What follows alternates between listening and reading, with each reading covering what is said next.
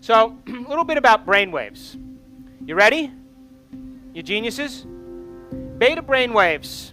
When you are waking consciousness, and you wake up in the morning, and your eye starts to perceive daylight, the moment your eye picks up daylight, the optic nerve sends a signal right to the pineal gland, and the pineal gland begins to make a neurotransmitter called serotonin.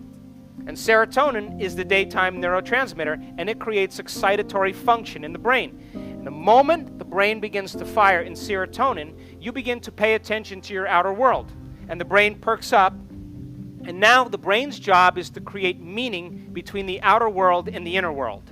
And the way it does that is it uses its senses. And it's thinking about how it feels, if it's tired, if it's hungry, who's a threat, who they like, what things they have to do. And as that starts to happen, the brain waves in the neocortex, or the thinking brain, where conscious awareness exists, is very fast. Are you with me? Now, when you go to bed at night and light begins to diminish and your brain is perceiving less light, the signal that goes to the pineal gland takes serotonin and turns it into melatonin. And melatonin makes you sleepy and changes your brain waves. So we could say that Sarah gets you up in the morning and Mel puts you to bed at night. You got it? Now, think about this. If you want to be defined as thought alone, you have to become thought alone. And when you do that, and you close your eyes, and you sit in a meditation, and you put blindfolds on, or you close your eyes, you are disconnecting from your external environment. Your attention is no longer on the outer world because you're seeing less information, which is 80% of information, sensory-wise, comes through your eyes. You're playing music in the background, or you put earplugs in, or there's silence. Now you're hearing less information, and because of that, you're sitting your body down and you're making it sit still, disconnecting from your environment, putting your body in one place and transcending time. The moment that happens, your neocortex begins to slow its brain waves down, and your brain waves move into alpha. And in alpha, that's the imaginary world, where the inner world is more real than the outer world. You could still hear the outer world, you could sense it, but more of your attention is in the inner world. How many people are with me? Now, if you allow your body to fall asleep and your mind is awake, that's called theta. That's what I call twilight. Now, if you've conditioned your body to be the mind and your body is now asleep, it means it's no longer the mind, which means instantaneous change can happen. And when we studied our students in long meditation, we see these huge bursts of theta, really long, profound bursts of theta, and they are in the netherworld. And their body is resting and their mind is awake. They're dreaming in that state. Now, if you miss that window and you miss that door, you move into delta. And delta is deep restorative sleep. Now, every now and then, we see this in our work a lot of times, you'll see what we call gamma brainwaves. Now, I call gamma brainwaves super consciousness.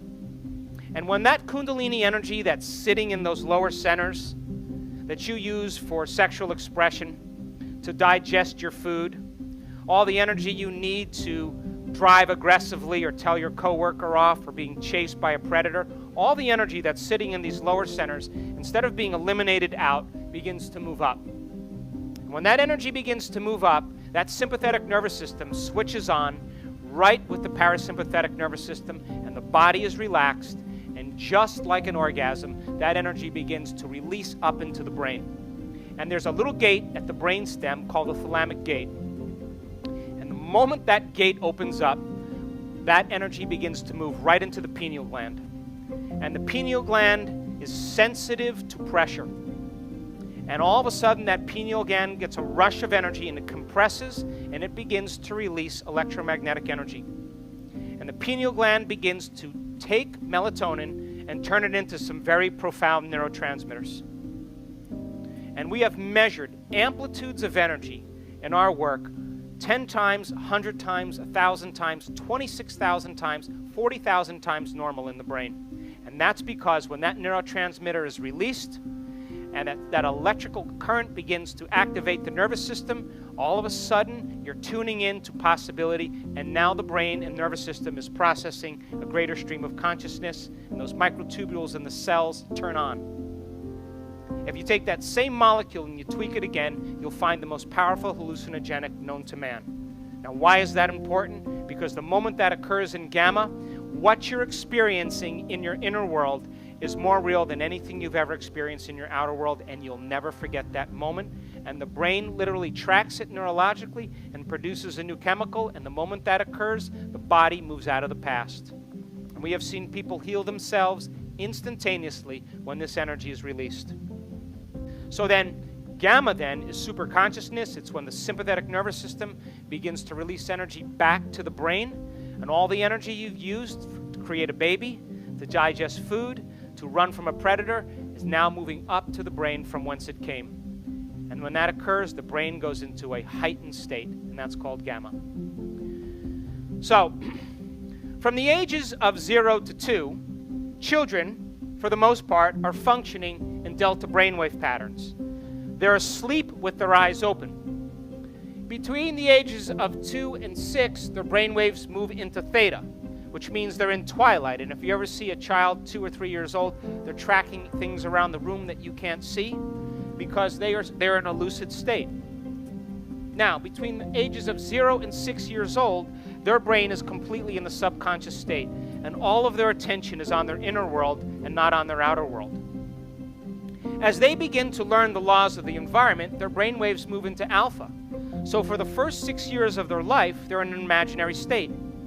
And so then in alpha, they pretend, they play, they begin to interact with their outer world, and they're paying attention to their inner world. And so as they begin to learn from different things in their environment, they notice a change in their internal chemical state. They're altered in some way. It wakes them up, and they pay attention to whoever or whatever caused that. And because their awareness is now going more on their outer environment, their brainwaves move into alpha. After the age of 12, the door kind of shuts, and now they move into beta consistently. And beta, as I said, is when the outer world is more real than the inner world. So most of you, but not all of you, are functioning for the most part in low-level beta. You're relaxed and you're paying attention to what I'm saying, and because you're relaxed and paying attention, your brain is not threatened in any way, and you're absorbing information. But here's what most of you do when I'm developing a concept or an idea, and you find it particularly interesting. You go from beta to alpha, and you go like this. And the moment you do that, you're consolidating that information neurologically in your brain. And so in order for you to learn, you have to switch from beta to alpha. Now, if I said to you, oh my God, I forgot to tell you, there's a 50-question test that you have to take before you leave. And if you can't pass it, you have to stay in here till tomorrow. Your brain would perk up a little bit more, and you'd start paying attention, like we took the light bulb and made it a little bit brighter. But when you are freaked out and emotional or anxious or fearful or angry, you move into high-level beta. And look at high-level beta compared to mid-range beta. It's twice as high. Now, in this state, you understand that it's not a time to learn. It's not a time to trust. It's not a time to communicate. You're not going to say to the predator, come here, sweetheart. I trust you if it's a lion. You're not going to do that, right? You're less likely to trust in that state. And when those chemicals are running, there'll always be a gap between the way things appear and the way things really are. And if you act during that refractory period, you'll always say the same thing. I should have never said that. I should have never done that. I should have never thought that. I should have never sent that nasty email, because you were altered in that state. So we can't learn in this state because no new information will come into your nervous system that isn't equal to the emotion that you're experiencing. So most people take drugs, or they overdo something, or drink alcohol to sedate the body, to relax it so they can drop down those stages.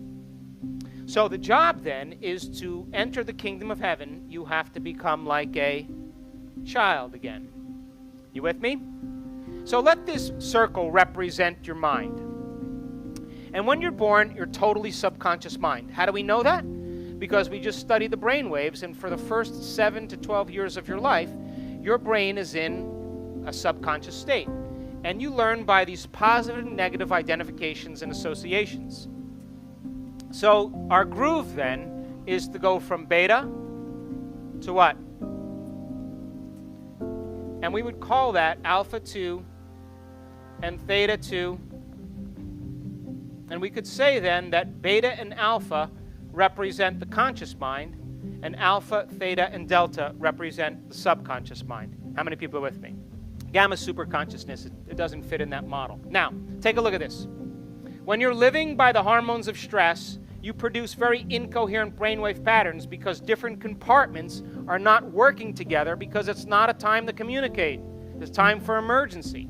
And when you measure those brainwave patterns, they're very incoherent.